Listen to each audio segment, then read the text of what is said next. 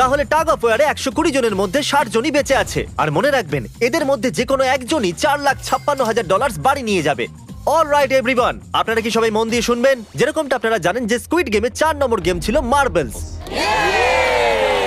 জানি না চিয়ার করা উচিত হবে কিনা, কারণ আপনার পার্টনার আর কেউ নয়, আপনার বেস্ট ফ্রেন্ডই হতে চলেছে। এই পুরো গেমে আমরা এটা লক্ষ্য করেছি যে আপনারা কার সঙ্গে সব থেকে বেশি কথা বলছেন, আর সেই এখন আপনার পার্টনার হতে চলেছে। আপনাদের দুজনের মধ্যে একজনই এগিয়ে যাবে, যেমন 067 আর 431।